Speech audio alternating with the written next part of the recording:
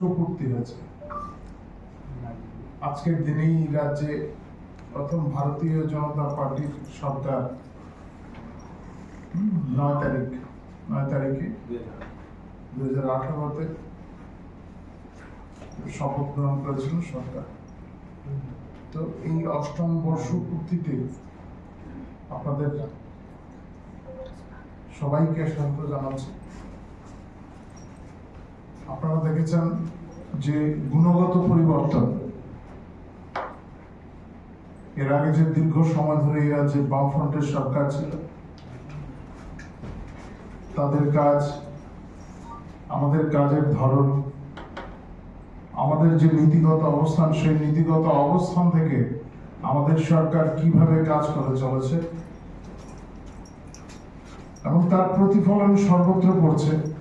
সমাজের সব অংশের মধ্যে এর প্রতিফলন দেখা যাচ্ছে। আপনারা যারা সংবাদ মাধ্যমে আছেন, সংবাদ মাধ্যমের সঙ্গে যুক্ত, আপনারা বিষয়টা সরাসরি অনুভব করছেন এবং রাজ্যের মানুষের কাছেও পৌঁছে দিচ্ছেন। ভারতীয় জনতা পার্টির সরকার প্রতিষ্ঠার পর থেকে আমাদের যে আদর্শগত অবস্থান, অন্তর্দয়ের যে আদর্শ, সেই আদর্শকে সামনে রেখে এবং এই অন্তর্দয়ের আদর্শকে পাথেয় করে আমাদের সরকার কাজ করে চলছে। সমাজে যে অন্তিম ব্যক্তি, সেই অন্তিম ব্যক্তির উত্থান, সমাজের সব অংশের মানুষের কল্যাণ সাধন, এই লক্ষ্যকে সামনে রেখে আমাদের সরকার কাজ করে চলছে। নিরলসভাবে এই কাজ চলছে। কি পরিস্থিতির মধ্য দিয়ে ভারতীয় জনতা পার্টির সরকার এই রাজ্যে প্রতিষ্ঠিত হয়েছিল এবং সরকার প্রতিষ্ঠার পর তার সামনে যে সমস্ত চ্যালেঞ্জগুলি ছিল, আপনারা সবাই জানেন। কি পরিমাণ ঋণের বোঝা নিয়ে এই সরকার দায়িত্ব নিয়েছিল। বামরান সরকার যে পরিমাণ ঋণ এই রাজ্যের মানুষের উপর, রাজ্য সরকারের উপর চাপিয়ে গেছিল, তারপরেও আমাদের সরকার এই রাজ্যে একটা অর্থনৈতিক শৃঙ্খলা, এই শৃঙ্খলা আনয়নের জন্য ব্যাপক চেষ্টা করে চলছে এবং তাদের সাফল্য এসছে।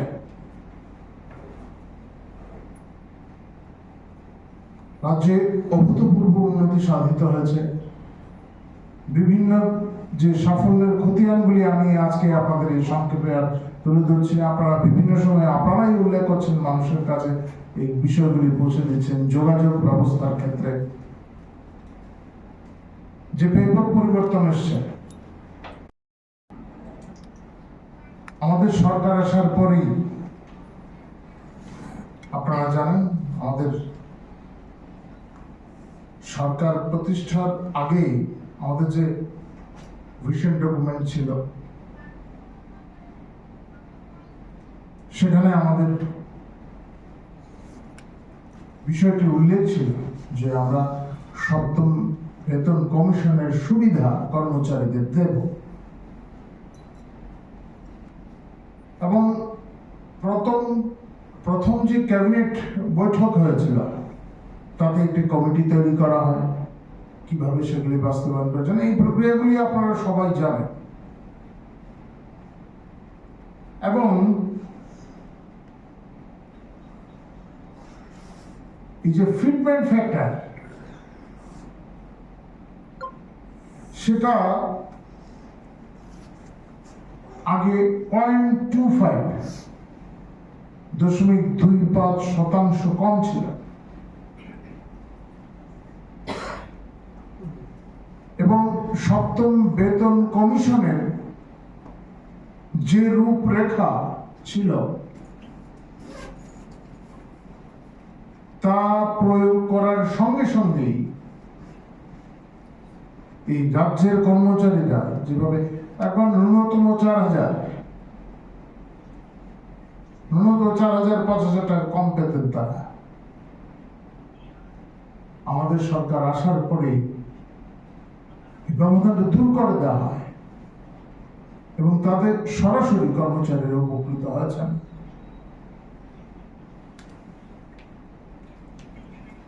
ভীষণ ডকুমেন্ট আপনাদের কাছে আছে, কোথাও এরকম ভাবে বলা হয়নি যে সপ্তম বেতন কমিশন যা ছিল তাই প্রয়োগ করা হবে।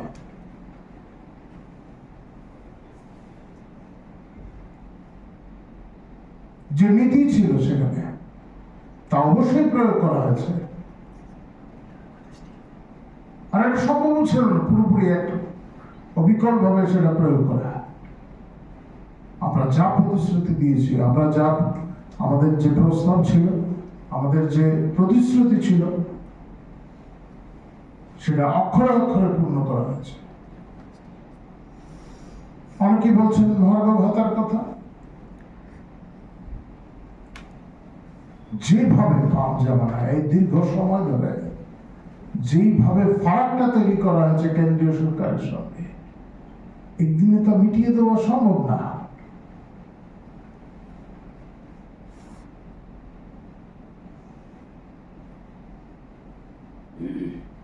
তাও বহু রাজ্যের তুলনায় আমাদের তো এখন 36% চলছে। আমরা যে রাজ্যে প্রায়শই আমাদের অনেকেই যাতায়াত করেন নানা কারণে, আমাদের অনেক বন্ধু বান্ধব আছে পশ্চিম বাংলায়, জিজ্ঞাসা করে দেখবেন সেখানে অবস্থাটা কি। 25% সেখানে। আমরা ব্যবধান ঘুচিয়ে আনতে চাই, এটা আমাদের উদ্দেশ্য, কিভাবে ব্যবধান ঘুচিয়ে আনা যায়।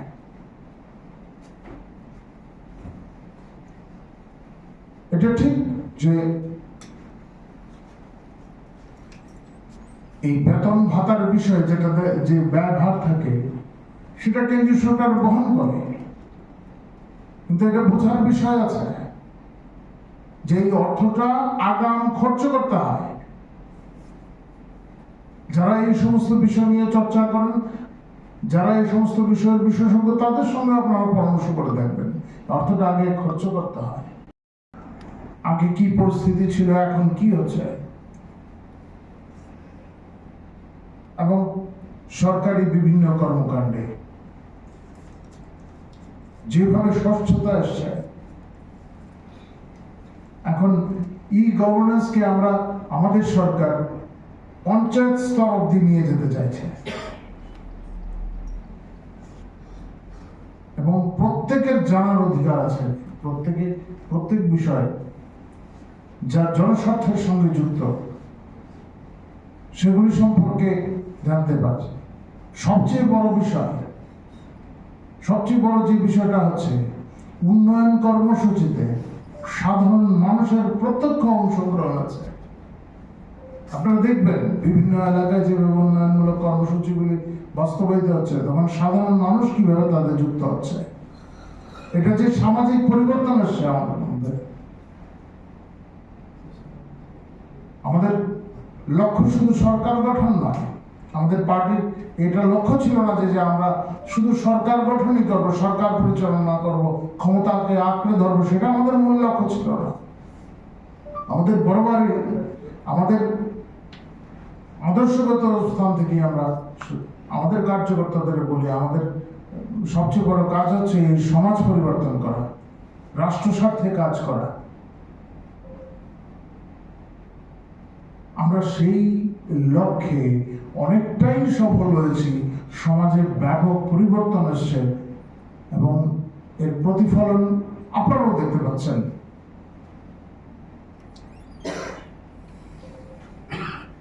স্বাস্থ্য ক্ষেত্রে যে উন্নয়ন হয়েছে অস্বীকার করার কোনো উপায় নেই। আগেও ট্রমা সেন্টার ছিল, শুধু বিল্ডিংটাই ছিল। ট্রমা সেন্টারে যে সমস্ত বিষয়গুলি থাকার কথা,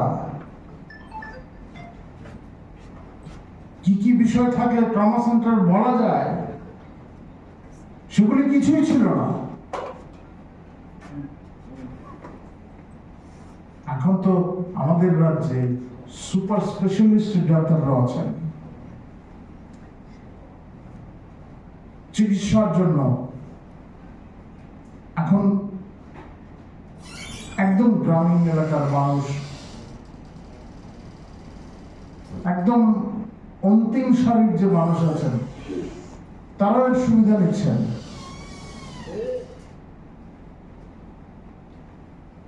আগে আন্দোলন হতো, আপনারা যারা এখানে সাংবাদিকরা আছেন আপনারা জানেন, ন্যায্য মূল্যের দোকানে 13টি সামগ্রী দিতে হবে বলে কমিউনিস্টরা আন্দোলন করত, কেন্দ্রীয় সরকার দেয় না, এগুলি দিতে হবে। আজকে আন্দোলন নেই, ন্যায্য মূল্যের দোকানে এখন যে সমস্ত সামগ্রীগুলি দেওয়া হয় আপনারা সবাই জানেন। একেবারে প্রাতঃকাল থেকে শুরু করে যা প্রয়োজন, প্রাতঃকালে যা প্রয়োজন চা থেকে শুরু করে যা যা দিনের মধ্যে প্রয়োজন মোটামুটি প্রায় সবকিছুই দেওয়া আছে। একজন সাধারণ মানুষের ন্যূনতম যা প্রয়োজন ন্যায্য মূল্যের দোকান থেকে তা পাওয়া যায়। এই জন্য কোনো কাউকে আন্দোলন করতে হয়নি। কৃষকরা সাফল্য পাচ্ছে। এই রাজ্যে যখন কমিউনিস্টরা ক্ষমতায় ছিল, বিরোধী দলে যারা ছিলেন তারা বিধানসভার ভেতরে বাইরে বারংবার বলতেন সহায়ক মূল্যে ধান কেনার জন্য।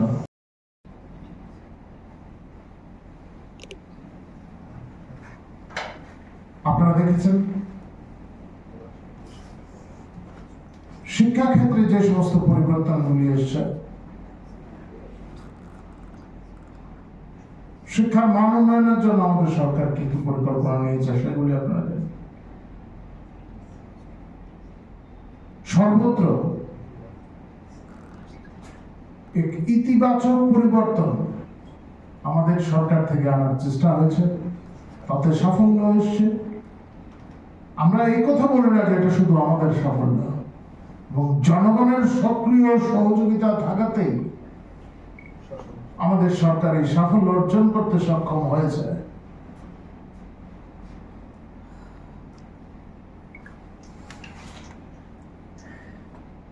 আমাদের যে উন্নয়ন কর্মসূচি, আমাদের নীতিগত অবস্থান থেকে আমাদের আদর্শকে সামনে রেখে আমরা তা বাস্তবায়নের চেষ্টা নিরন্তর আমরা করে যাচ্ছি। আমাদের সরকার সেই চেষ্টা চালিয়ে যাচ্ছেন এবং আমাদের বিশ্বাস এই রাজ্যের মানুষ এই কাজে তাদের সক্রিয় অংশগ্রহণ থাকবে। শুধু সহযোগিতা নয়, সমর্থন নয়, প্রত্যক্ষ অংশগ্রহণ, যেটা আমরা লক্ষ্য করছি। যারা এই সমস্ত ক্ষেত্রে যারা প্রতিক্রিয়াশীল গোষ্ঠী আছে, যারা নেতিবাচক দৃষ্টিভঙ্গি নিয়ে এই সমস্ত কাজের বাধা, উন্নয়নের কাজে বাধা দেওয়ার চেষ্টা করছেন, তাদের বিরুদ্ধে সাধারণ মানুষই রুখে দাঁড়াচ্ছেন। সে সঙ্গে আপনারা দেখছেন বাম জমানায় কথা বলার কতদূর সুযোগ ছিল। সাংবাদিকরা আছেন, আপনারা নিজেরাই জানেন। এখন যেভাবে স্বাধীনভাবে মত প্রকাশ করতে পারছেন, আপনাদের মতামত রাখতে পারছেন, বাম জামানায় সেটা সম্ভব ছিল না।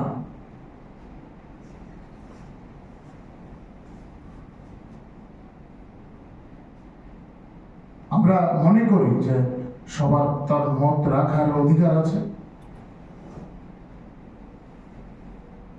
এবং সাধারণ মানুষের মতকেও আমরা গুরুত্ব দিই। আপনাদের তরফ থেকে যখন যখন যেভাবে বিভিন্ন প্রস্তাবগুলি আসছে, সরকার গুরুত্ব দিয়ে এই সমস্ত বিষয় বিবেচনা করে। এটা হচ্ছে গুণগত পরিবর্তন।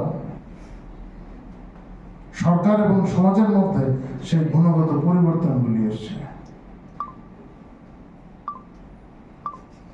আমাদের সরকার সাংস্কৃতিক ঐতিহ্যকে, এই রাজ্যের ঐতিহ্যকে বাঁচিয়ে রাখার চেষ্টা করছে,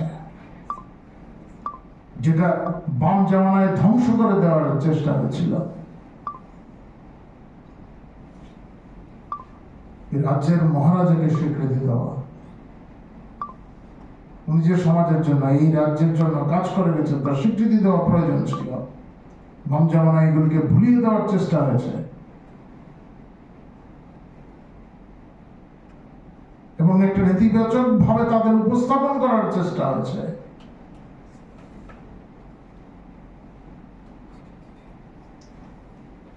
আমরা আবার মানুষের কাছে বিষয়গুলি তুলে ধরার চেষ্টা করছি। জানেন, মহারাজা বীর বিক্রম এয়ারপোর্ট হয়েছে, আমরা সবাই বিষয়গুলি জানেন, এই রাজ্যের মানুষ জানে। আবার জ্যাকসন গেট হচ্ছে।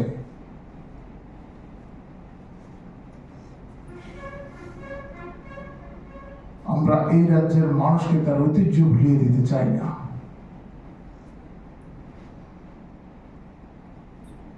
আধুনিক চিন্তা চেতনার মাধ্যমে আমাদের যে সাংস্কৃতিক ঐতিহ্য, তাকে আমরা বাঁচিয়ে রাখতে চাই।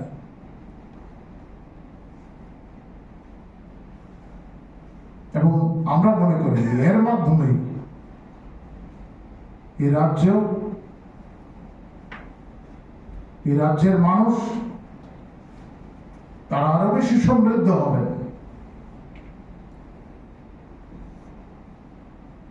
আগামী দিনেও আমাদের এই নীতিকে সামনে রেখেই আমাদের কাজ এগিয়ে চলবে।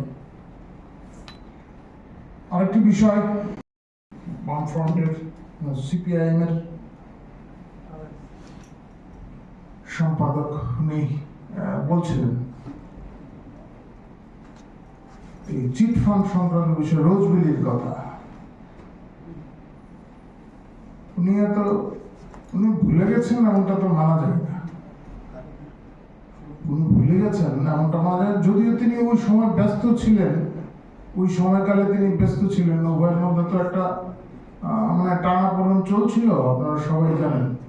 হ্যাঁ, তখন এই যে টানাপোড়েন নিয়ে বিভিন্ন খবরের কাগজে আপনারা খবরও প্রকাশ করেছেন কিভাবে, এবং এর প্রতিফলন পরবর্তী পর্যায়ে দেখা গেছে মন্ত্রিসভা থেকে সরিয়ে দেওয়াটা ইত্যাদি বিষয় আপনারা সবাই জানেন, সে বিষয়ে যাচ্ছি না। তবে ভুলে যাবেন একেবারে বিষয়টা এরকম কিন্তু না। তৎকালীন সময়ের মুখ্যমন্ত্রী রোজবেলি পার্কে গিয়েছিলেন এবং সবাইকে ইনভেস্ট করার কথা বলেছিলেন, এবং বলেছিলেন যে তাদের যে টার্নওভার 750 কোটি টাকা তাদের টার্নওভার, এগুলোতে এই ভিডিওগুলি তো আপনাদের কাছে আছে, ছবিতে আছে। তাদের পক্ষে যে সওয়াল করছিলেন, মুখ্যমন্ত্রী যদি এই কথাগুলি বলতে পারেন তো স্বাভাবিকভাবে মানুষ বিশ্বাস করবে। মানুষ বিশ্বাস করছে, এবার দায় নিতে পারবেন না। কি উদ্দেশ্যে বলেছিলেন? সে সময় রাজ্য মন্ত্রিসভার সদস্য, বিধানসভায় নিয়ে চর্চা হয়েছে, বিধানসভার বাইরেও কথা হয়েছে, একজন মহিলা সদস্য, আমি আর নাম নিচ্ছি না, নাকি ইদানিং কালার দেখা যায় না, পার্টিতে আছেন কিনা জানি না, তিনি তো প্রকাশ্যেই বলতেন তিনি এজেন্ট ছিলেন। তিনি তো এজেন্ট ছিলেন, তিনি নিজেই বলেছেন।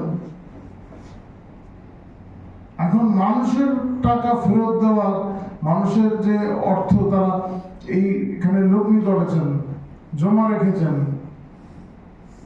সাধারণ মানুষের অর্থ, এই বিষয় নিয়ে যখন কথা উঠে তখন তারা কিভাবে করে পিছপা হবেন, দায় এড়াবেন কি করে?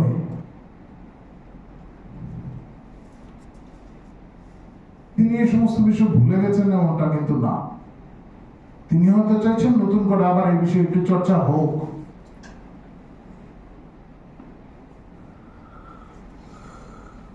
কারণ পূর্বের স্মৃতি, ওনাদের মধ্যে যে সম্পর্ক ছিল সেটা তো তারা ভুলে যাননি। হয়তো নতুন করে আবার চর্চা হোক, এটা তিনি চান।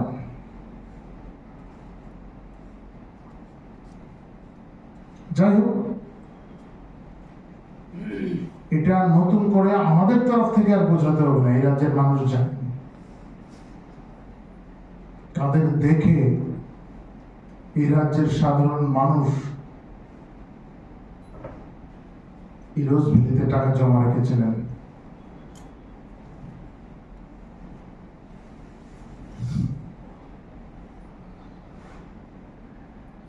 আমরা কোনোভাবেই এই ধরনের যে ব্যবসায়িক প্রতিষ্ঠান, এই ব্যবসায়িক প্রতিষ্ঠানগুলির সঙ্গে বা চিটফান্ডের সঙ্গে সরকারের সরাসরি সম্পর্ক থাকবে এমনটা কিন্তু আমরা মেনে নিতে পারি না। সাধারণ মানুষও চায় না সরকারের এই ধরনের সম্পর্ক থাকুক। এবং আপনাদের অবশ্যই মনে থাকবে, কারণ আপনারা এই নিউজগুলি করেছেন, এই রোজভ্যালির উপরে যখন চাপ এসছে, যখন তারা তাদের কাজ গুটিয়ে নিচ্ছিল,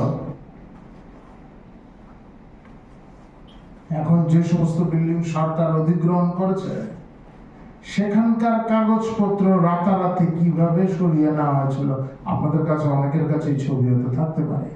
এবং সেই সময়কালে বিভিন্ন খবরের কাগজে আপনারা খুলে দেখবেন লেখা হয়েছিল আমাদের পার্শ্ববর্তী একটা রাষ্ট্রের কথা, যেখানে টাকা পয়সা নিয়ে বিনিয়োগ করা হয়েছে, কারা কারা বিনিয়োগ করেছিলেন সেই খবরগুলি উঠেছে সেই সময়কালে।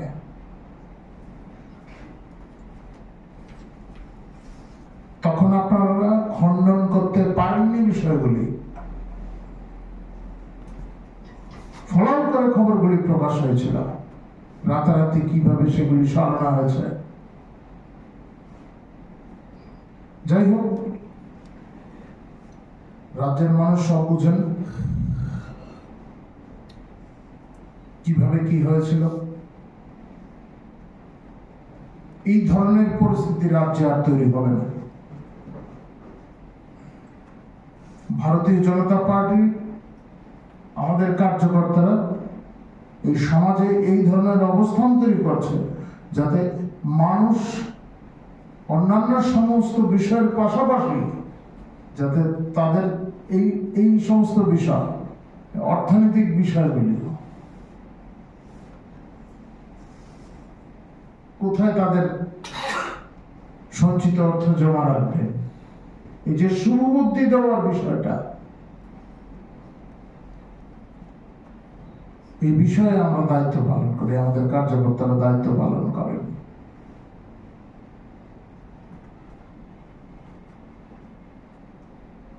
আশ্চর্য বিষয়, একজন মুখ্যমন্ত্রী চিট ফান্ডে জমা রাখার জন্য বলছেন, অবাক করার বিষয় না?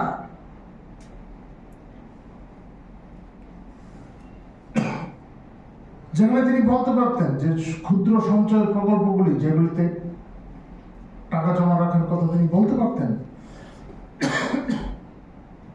কারণ সেই সমস্ত ক্ষেত্র থেকে রাজ্য সরকার বিভিন্ন টাকা নিয়ে, ঋণ নিয়ে রাজ্যের উন্নয়নের জন্য কাজ করে। রাজ্য